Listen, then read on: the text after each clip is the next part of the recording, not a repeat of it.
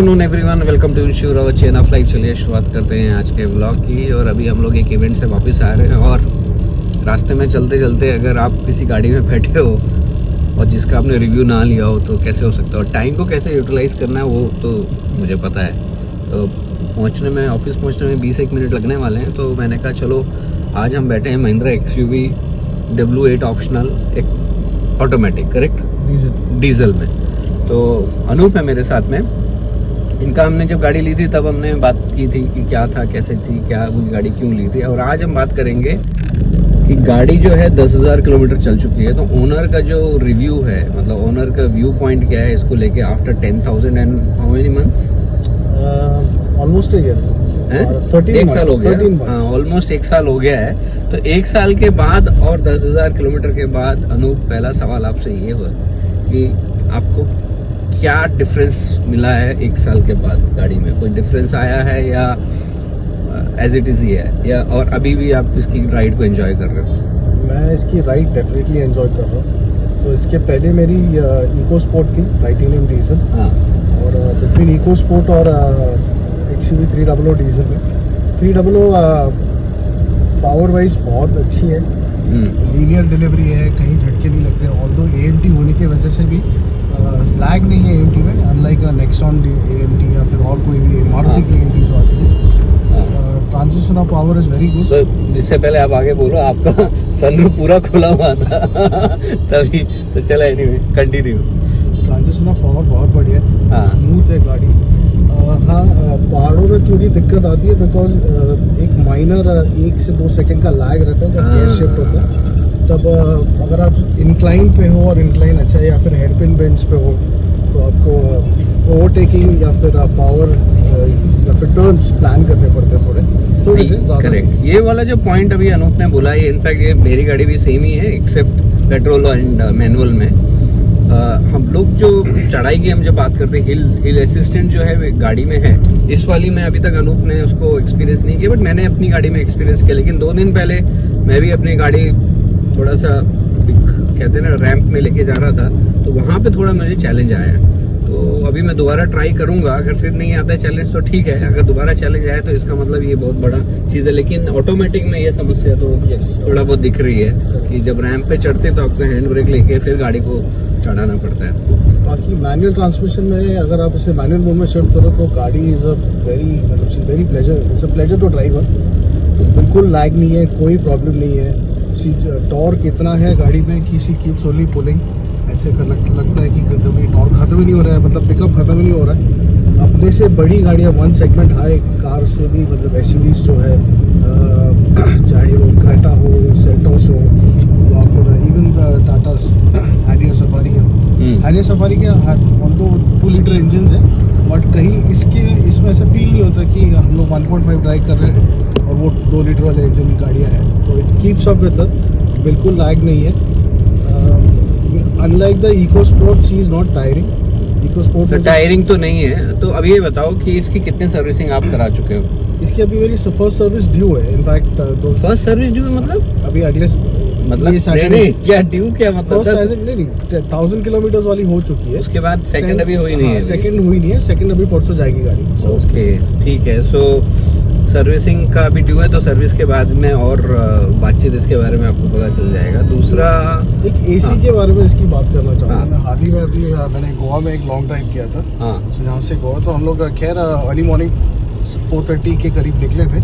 तो 7:38 तक तो भी हम लोग को AC की जरूरत नहीं पड़ी थी, बट 8 बजे के बाद AC बहुत हो जाता है। एंड बाय दैट टाइम हमने पूना क्रॉस कर लिया था, मतलब गर्मी बहुत हो गई। मतलब AC नहीं चल रहा था? नहीं, चलाया नहीं, जरूरत ही नहीं पड़ी, तो नाइस एंड कूल। बट करीब 8:15 हमने पूना क्रॉस किया, और पूना से जो गर्मी भयंकर शुरू हो गई वो राइट अप टिल सावंतवाड़ी तक हम लोग को शाम तक वो हीट थी। And the car was continuously in AC, मतलब हमने AC के बगैर गाड़ी चलाई नहीं जा रही थी।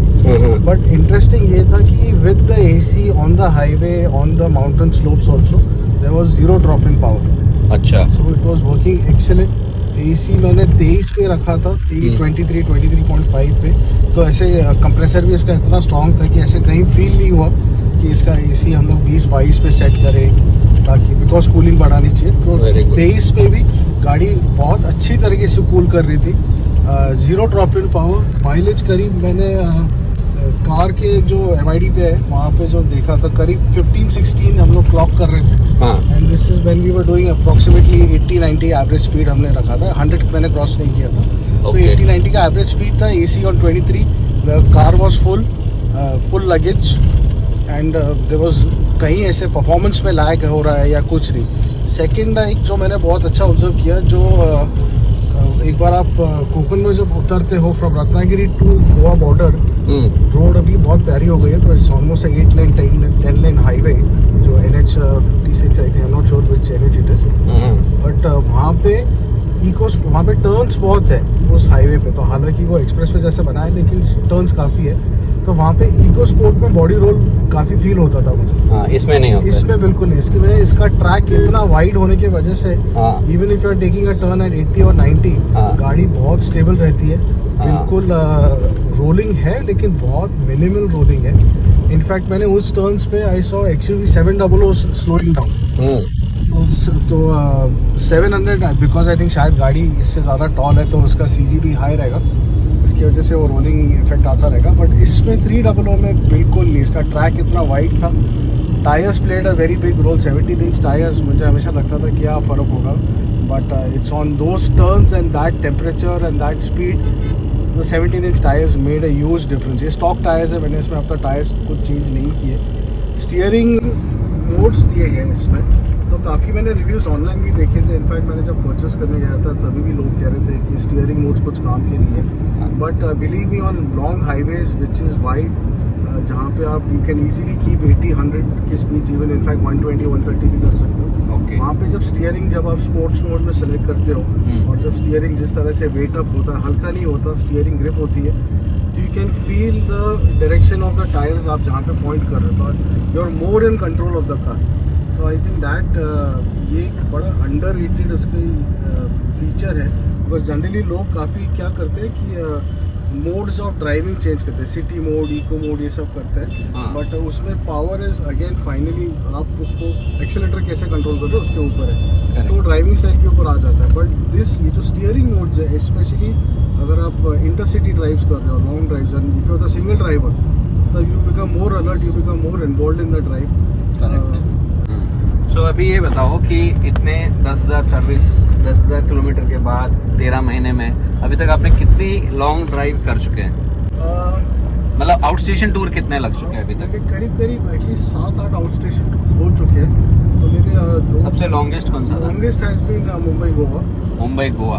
सो ये मेरे 2 ड्राइव्स हो चुके हैं। तो मुंबई गोवा जब आप गए तो जो आपकी इको थी और ये जो कार है, इसमें कोई टाइमिंग का डिफरेंस आया आपका? काफ़ी है। कितना घंटे बचे हैं? ऑलमोस्ट इको स्पोर्ट और इसमें मैंने करीब at least an hour and half मेरा डिफरेंस आ गया। 1.5 घंटे का कम से कम डिफरेंस है। और टाइम के साथ आई थिंक ड्राइवर फटीग बहुत कम था। तो इसमें मैंने जो सबसे इको स्पोर्ट में मैंने इसके पहले जो लंबे स्ट्रेच मारे हैं वो 300-350 किलोमीटर के नॉन स्टॉप स्ट्रेच किए। बट इको स्पोर्ट में प्रॉब्लम होता था कि 350 किलोमीटर का ड्राइव, मतलब मैं खुद भी थक जाता था, उस फैमिली भी टायर्ड हो जाती थी पीछे बैठ के या साइड में ऐसे। बट नॉट इन दिस, इसमें बिल्कुल ऐसे नहीं। तो आई थिंक अब अगला लेट्स सी बॉम्बे नागपुर एक करना है समृद्धि हाईवे पे, तो यही टारगेट है कि एक बार यहाँ से नासिक से जब समृद्धि हाईवे टच करें तो वहाँ से नागपुर अप्रॉक्सीमेटली 7.5 आवर्स है नॉन स्टॉप। तो I am planning to do that. So ultimately जो आप नॉन स्टॉप बोले जा रहे हैं, तो मेरे को सवाल पूछने का मौका नहीं मिला, तो आपने ही पूरी की पूरी गाड़ी के बारे में जानकारी दे दी। इससे ये पता चल रहा है कि you are a happy customer for XUV 300। Yes, very much. Very much. Okay, चलो good, great. It was nice talking to you and I am sure गाड़ी में बहुत सारी चीज़ें फीचर है जो XUV 300 चलाते हैं या जो कम्युनिटी है जो इसको ड्राइव कर रहे हैं, जो लोग इसको यूज़ कर रहे हैं, उनको पता है कि इसका मतलब क्या स्टैंडर्ड है।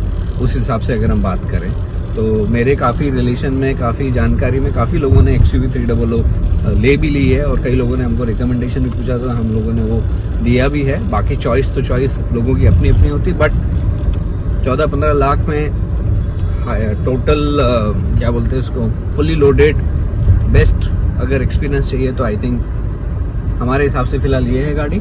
Respect on the road. Respect on the road है, अच्छा एकदम कूल। और 1 साल भी बाद चलाएं या 4 दिन बाद चलाएं या 3 साल बाद चलाएं, गाड़ी चलाने का मन करता ही है। तो चलिए Anoop, it was nice talking to you, thank you very much and listening to us, joining, thank you very much. And चलिए इस ब्लॉग को कर, हाँ कैमरामैन मनीष सिन्हा के साथ। हाँ, और कैमरामैन मनीष सिन्हा, थोड़ा सामने आ जाओ।